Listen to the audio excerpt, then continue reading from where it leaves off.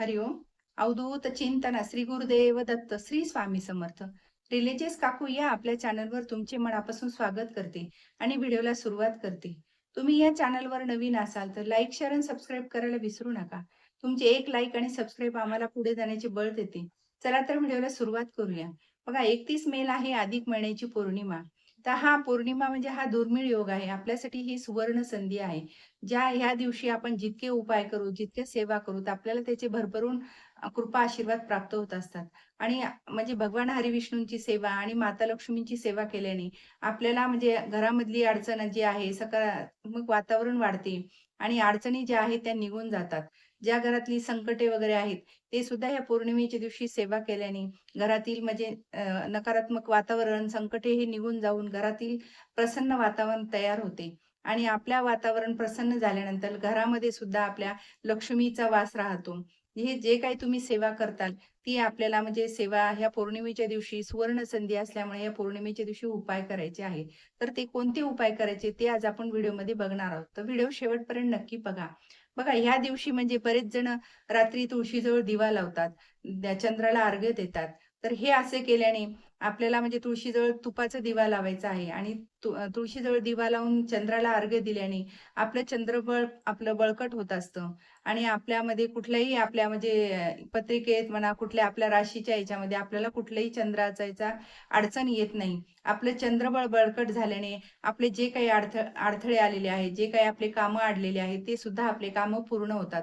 म्हणून ह्या पौर्णिमेच्या दिवशी आपल्याला चंद्राला अर्घ्य द्यायचे आहे. कारण ह्या दिवशी चंद्र पूर्ण म्हणजे प्रभावशाली असतो. जे काही आपण ह्या चंद्राची सेवा करतो, जे काही उपाय करतो, तर चंद्र आपल्याला म्हणजे भरभरून कृपा आशीर्वाद प्राप्त करत असतो. म्हणून चंद्राला आपल्याला रात्री आपल्याला अर्घ्य द्यायचे आहे आणि तुळशीजवळ तुपाचा दिवा लावायचा आहे. कारण दिवा लावल्याने लक्ष्मी माता आपल्याकडे खेचते आणि आपल्याकडे आकर्षित होते. तर हे दोन्ही सेवा आपल्याला त्या दिवशी रात्री करायच्या आहेत. आणि ज्या काही म्हणजे अडचणी आलेल्या आहेत, ते ह्या दोन्ही उपाय केल्याने आपल्या निघून जातात. तर ह्या दिवशी बघा, आपण म्हणजे जितक्या पूजा करू, नामस्मरण करू, दानधर्म करू त्या पौर्णिमेच्या दिवशी, तितकं आपल्याला भरभरून कृपा आशीर्वाद प्राप्त होत असतात. तर नामस्मरण सुद्धा तुम्हाला जेवढं करता येईल तेवढं तुम्ही करायचं आहे. आणि अर्घ्य देताना ओम चंद्राय नमः, ओम चंद्राय नमः असा आपण जप करायचा आहे अर्घ्य करताना. आणि जेव्हा आपल्याला तांब्यामध्ये एक तांब्या घ्यायचा आहे, त्याच्यामध्ये त्या पाणी आणि हळदी कुंकू टाकायचं आहे, अक्षता टाकायच्या आहेत, एक फूल टाकायचं आहे आणि तसं आपल्याला ते चंद्राला अर्घ्य द्यायचं आहे. कारण चंद्र हे शीतल छाया देत असतं. तर आपल्या जीवनामध्ये शीतल छाया मिळावी, आपल्या घरात शांतता राहावी, ह्यासाठी हे अर्घ्य दिल्याने आपल्या घरामध्ये शांतता म्हणजे प्रसन्नता सगळं आपल्याला प्रभावी शक्ती मिळते आणि आपल्या घरात भरभरून कृपा आशीर्वाद प्राप्त होतात चंद्राची. त्यामुळे हे अर्घ्य देणं सुद्धा या दिवशी खूप महत्त्वाचं आहे. तर पौर्णिमेला भगवान हरिविष्णू आणि माता लक्ष्मीची पूजा करायची आहे. तर आपल्याकडे बघा, भगवान हरिविष्णूंची जर मूर्ती असेल तर ठीक आहे, नाहीतर फोटो मांडायचा आहे. आणि माता लक्ष्मीची मूर्ती असेल तर ती ठीक आहे, नाहीतर मग फोटो. दोन्हीची आपल्याला एकाच वेळी पूजा करायची आहे. पौर्णिमा आणि हे म्हणजे भगवान हरिविष्णू आणि माता लक्ष्मीला समर्पित आहे. हा अधिक महिना सुद्धा माता लक्ष्मी आणि भगवान विष्णूंना समर्पित आहे. त्यामुळे ही दोघांची पूजा आपल्याला सुवर्ण संधी येते ह्या पौर्णिमेच्या दिवशी करायची आहे. तर भगवान हरिविष्णूंना तुळस ही प्रिय असल्यामुळे आपण त्या दिवशी तुळशी अर्पण करायची आहेत भगवान हरिविष्णूंना. तर आपण तुळशी अर्पण करताना म्हणजे जेव्हा आपण बसू तेव्हा एका पाटावर म्हणजे लाल कपडा अंथरावा, लाल किंवा पिवळा आणि त्यावर फोटो मांडायचा आहे. मूर्ती असेल तर मूर्ती मांडा आणि आपल्याला तिथं तुपाचे म्हणजे तुपाचा दिवा लावायचा आहे. गाईच्या तुपाचा दिवा लावा तुम्ही आणि आपल्या जोपर्यंत पूजा होती तोपर्यंत टिकेल असं तूप तुम्ही त्याच्यात टाकायचे. दिवा अखंड लावायचा आहे तिथे आणि धूप, दीप, अगरबत्ती लावायची आहे. हे करताना आपल्यामध्ये आपण तुळशी पण जवळ ठेवायची, अक्षदा जवळ ठेवायचे. सगळं म्हणजे पूजेचं ताट जवळ ठेवायचं आहे आणि आपल्याला भगवान हरिविष्णूंना आपल्याला अक्षदा आधी वाहायच्यात, हळदी-कुंकू, गंध लावायचा आणि आपल्याला मग तुळशी अर्पण करायच्या आहेत. ओम नमो भगवते वासुदेवाय, ओम नमो भगवते वासुदेवाय. हा जप तुम्हाला 108 वेळा करायचा आहे तुळशी अर्पण झाल्यानंतर. तुळशी अर्पण झाल्यानंतर आपल्याला थोड्या अक्षदा, फूल पिवळे आणि शक्य असल्यास पिवळे फुल भगवान हरिविष्णूंना प्रिय आहे. तर मग तुम्ही पिवळे म्हणजे फूल अर्पण करायचे आहे आणि माता लक्ष्मीला आपल्याला कुंकुमार्चन करायचं आहे.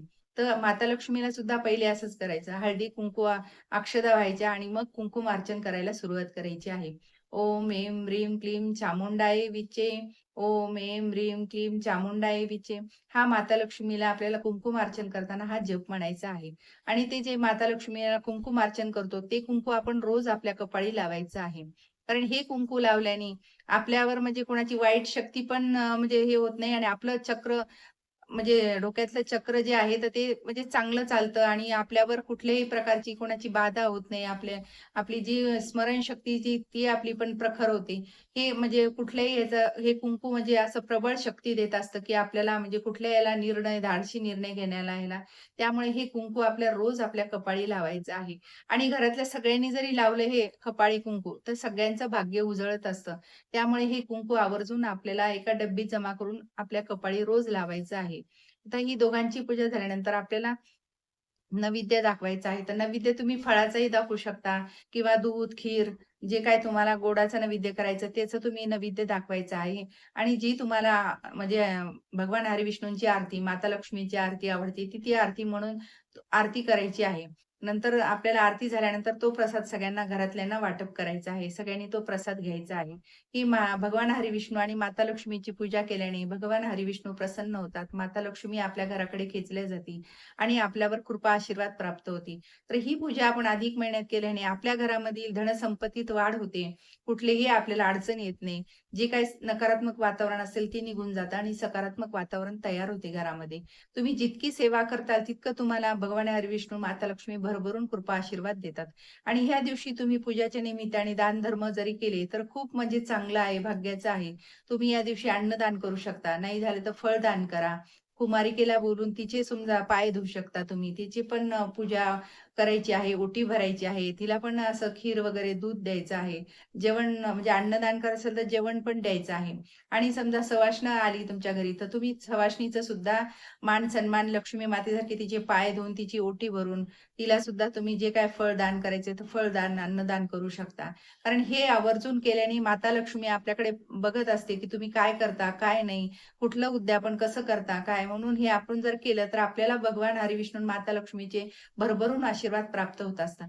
तर आपल्याला एवढ्या सगळ्यांना नाही जमलं तर आपण एकाला तरी व्यवस्थित सगळं मान-सन्मानाने आपण करू शकतो. त्यामुळे ही पूजा जर केल्यानंतर तुम्ही हे आवर्जून एका यांना द्या. नाही तुम्हाला अन्नदान शक्य तर तुम्ही दूध तरी त्यांना किमान हळदी-कुंकू लावून दूध देऊ शकता. हे तरी साधा उपाय तुम्ही करू शकता. तर हे केल्याने आपल्या घरातील लक्ष्मी सतत आपल्या लक्ष्मी म्हणजे वाढ होते. आपले कुठलेही जे काही कामं अडले असतील, तर ते सुद्धा कामे मार्गी लागतात आणि घरात सकारात्मक वातावरण तयार होऊन आपल्या घराला बरकता येते. असेही सेवा करायची आहे. दुसरं म्हणजे आपल्याला गाईच्याच तुपाचा दिवा लावायचा आहे. गाईच्या तुपाचा दिवा लावल्याने घरात लक्ष्मीवर्धक हे होतं आणि बरकता येते. तर हे गाईचं तूप आपल्याला म्हणजे दिवा लावायचा आहे. तेलाचा दिवा वेगळा आणि गाईच्या तुपाचा दिवा वेगवेगळा लावायचा. तेल, तुपाचा दिवा एकत्र करून कधीही लावायचे नाही. दोन्ही दिवे वेगवेगळे लावा. शक्य असेल तर दोन्ही लावा. तुम्हाला जमत नसेल तर तुम्ही एक दिवा लावायचा कुठलातरी, पण एकात करायचे नाही. दोन्हीचे वाती वेगवेगळ्या देऊन दिवे वेगवेगळे असे दोन्हीकडे आपल्याला पूजेच्या वेळेस तेला तुपाचे दिवे दोन्ही ठेवायचे आहेत बाजूला. आणि जेव्हा आपल्याला आपलं जर चंद्र कमी पडतोय आपल्या पत्रिकेत, तर आपण ओम चंद्राय नमः, ओम चंद्राय नमः हा जप केल्याने आपलं चंद्र प्रबळ म्हणजे प्रभावशाली होत असतं. आपल्या ज्या काही पत्रिकेत अडचणी येत असतील, काही आपल्याला समजा ग्रहमान आपले बरोबर नसेल, तर चंद्राचा जप केल्याने आपल्याला शीतल छाया मिळते. तर तुम्ही हा चंद्राचा जप करून पहा. कुठलीही अडचण आली, तर ती तुमची अडचण मार्गी लागते. तर ह्यामुळे ही अशी अडचण आलेली असेल, तर आपल्याला हे असे छोटे-छोटे उपाय करून बघायला पाहिजेत. कारण आपल्या पूजा आपण घरात केल्याने आपल्या घरातही सकारात्मक वातावरण तयार होते. मंत्र उपचार झाल्याने आपल्या सुरक्षा कवच तयार होते आणि विष्णू सहस्त्रनाम हे पठण करायचं ह्या महिन्यामध्ये. यामुळे तुम्ही जितका वेळा विष्णू सहस्त्रनाम पठण कराल, तितका वेळ तुमच्या घरावर संरक्षण तयार होते आणि ते मजबूत संरक्षण तयार व्हायला लागतं. घरातही आपल्या म्हणजे खूप वातावरण चांगलं होतं. तर तुम्ही विष्णू सहस्त्रनाम जितके वेळा म्हणता येईल तितके वेळ म्हणा. म्हणता शक्य नसेल तर तुम्ही मोबाईल वर लावून सुद्धा ऐकू शकता. दिवे लागायच्या वेळेस लावायचं मोबाईलवर जरी तुमचं हे झालं, ते दिवे लागणीच्या वेळेस तर हे देव आपल्या म्हणजे घरात येण्याची, माता लक्ष्मी येण्याची वेळ असते. त्यामुळे आपण जर घरात असं प्रसन्न वातावरण ठेवलं, तर माता लक्ष्मी आपल्या घराकडे घेतली जाते. आणि पौर्णिमेच्या दिवशी आपल्याला उंबऱ्यात एक दिवा लावायचा आहे. कारण माता लक्ष्मी ही बघत असते, की कोणाच्या घरात दिवा आहे. जिथं आपल्याला म्हणजे उजेड आहे, तिथं माता लक्ष्मी म्हणजे घरात येत असते. जिथं अंधार आहे, तिथं म्हणजे माता लक्ष्मीचा येत नाही आणि माता लक्ष्मी घराकडे लक्ष देत नाही. त्यामुळे आपल्याला दारात सुद्धा दिवा लावायचा आहे. जितकं तुम्ही छोटे-छोटे उपाय करताल हे, तितकं तुमच्या घरावर म्हणजे प्रसन्न असं वातावरण तयार सकारात्मक वातावरण. तर तुम्ही हे छोटा उपाय करून बघा आणि ह्या दिवशी केलेली सेवा कधीही आपली वाया जात नाही. आणि या दिवशी तुम्हाला एक म्हणजे अजून उपाय करायचा आहे.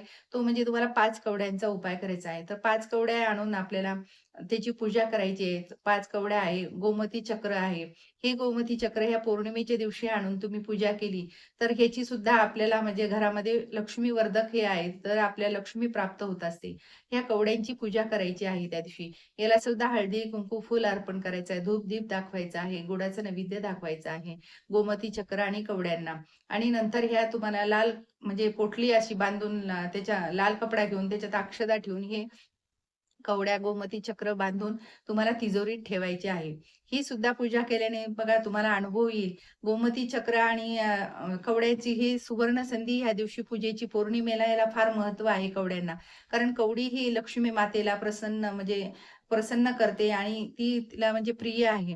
तर ह्या दिवशी हे दोन्ही तुम्ही आणून जर पूजा केली आणि घरात ह्याच्यात ठेवली तिजोरीत, तर बघा तुम्हाला लक्ष्मी कधीच कमी पडणार नाही आणि तुम्हाला सुद्धा याचा अनुभव यायला लागेल.